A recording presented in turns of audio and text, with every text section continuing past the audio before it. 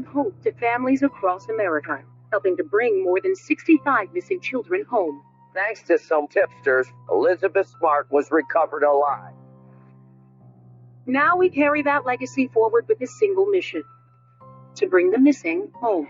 This hole in my heart where Chelsea's supposed to be. We've assembled a team to lead the search, boots on the ground. From America's Most Wanted, Callahan Walsh. She doesn't even know that she's a missing child. Gabby Petito's father, Joe Petito. Car was parked literally right here. True crime podcaster Payne Lindsay. Somebody needs to be asked some hard questions. Former undercover detective Derek Levasseur. Maybe someone out there can do something. And survivor and advocate Elizabeth Smart. I'm here because you served your brother back home. Working with investigators and listening to families. Why would he take the van? Why would he take my phone? There's no more waiting. Tonight, we're going to find them. Someone knows something. This little girl is still out there. We need your eyes.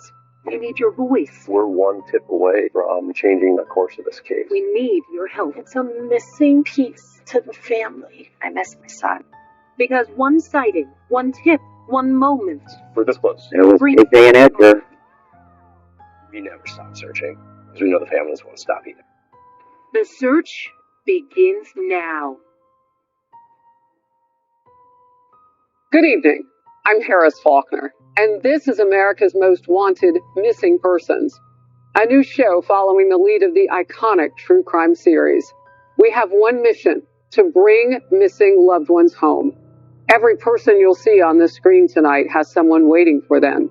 A parent, a child, a friend, a community that refuses to give up, and neither will we. We've assembled a team of experts who dedicated their lives to solving cases and helping others. Derek Levasseur. You may know him from Big Brother, but he also has worked undercover with the FBI, DEA, and Secret Service. Elizabeth Smart, a survivor and advocate whose abduction recovery was made possible through America's Most Wanted. Payne Lindsay, whose investigative true crime podcast Up and Vanished has brought cold cases back into the national spotlight. And tonight's special guest, Callahan Walsh, a familiar face to America's Most Wanted. Callahan does incredible work with the National Center for Missing and Exploited Children. Thank you so very much, everyone, for joining us. Let's get to our first case now. A missing child, Sebastian Rogers. On February 25th, 2024, Sebastian's mother said goodnight to her 15-year-old son. The next morning, Sebastian was gone. Here we go, y'all. Being white now, 3 blonde hair. But I'm going to find out. I'm going to be wearing a black t-shirt. But yeah, you know, they have a home closet. Give it for her. Sebastian is tall and skinny, has a contagious smile, loves video games, loves cats. Boundless amounts of energy. Sebastian reminds me of a deer prancing through the woods. You know, enjoying the smell, the breeze, new things. That's my son. February 25th, the day before Sebastian went missing, Chris was in Memphis at work. So Sebastian and I went to Texas Roadhouse. After dinner, right around 9 o'clock, he laid down. I heard a noise in his room. I said, I don't care what you're doing, but you gotta knock it off and you gotta go to bed. And he answered, yes, ma'am. And I said, okay. And, that was the last time that I spoke with Sebastian. The next morning, when I went in his room, he wasn't in his bed. After a minute or two, when I couldn't find him, I called Chris, and I said, I can't find Sebastian. He's not in the house. I got off of work, and I had a text message from Sebastian's stepfather. I said, hey, I don't know how to tell you this, but Sebastian's missing. I headed straight over to their house. I started driving through the neighborhood. I was panicking. I was looking everywhere. Like, where is he? What happened? Did he go with someone? Did someone take him? By the time I pulled into the school, Christopher was already telling me to turn around because the authorities were on their way. They used helicopters. They used drones. They used ATVs, horseback. How would he know? Extensive search didn't yield one significant lead or even a glimpse of the boy on any doorbell cam video.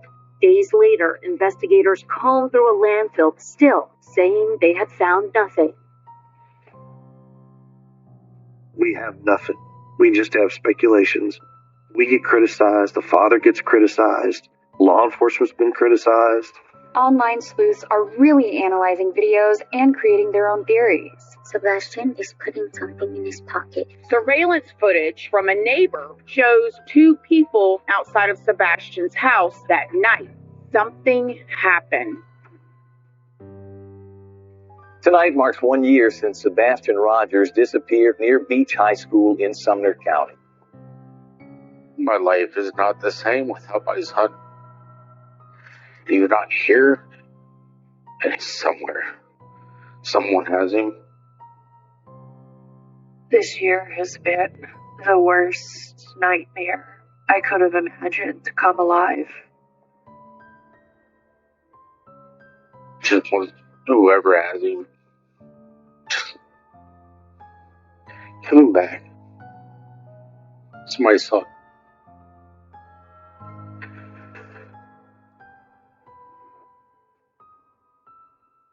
Wow, that dad.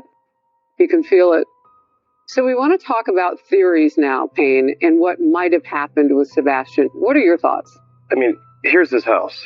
They searched miles outside of that neighborhood for days. Helicopters on the ground. They even drained a lake. He's nowhere. I don't think Sebastian would have gone outside on his own. There's someone else involved here. Somebody who was familiar to him, but a stranger to everyone else. We also have to consider he could have left on his own volition. We know children on the autism spectrum tend to wander. According to the American Academy of Pediatrics, nearly half of all children on the autism spectrum will go missing at some point from their environment. Wow.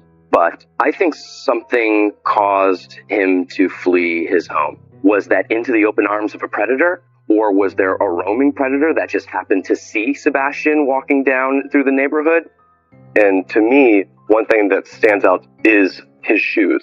He always wore his shoes according to his mom. Yeah, she shared a story that as a younger boy, he walked through a pile of dirt, turned out to be a bed of fire ants, and he had a thing about always wearing his socks and shoes.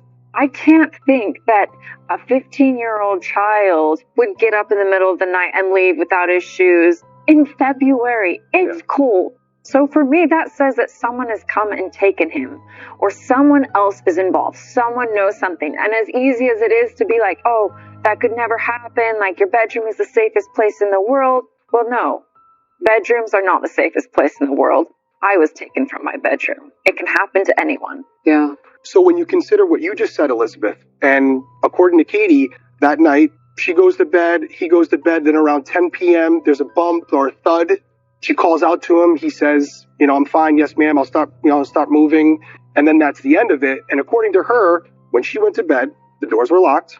And when she woke up, the doors were locked. Were the windows locked? That's a big question. Were they secure? Because if they weren't, it could mean one of two things.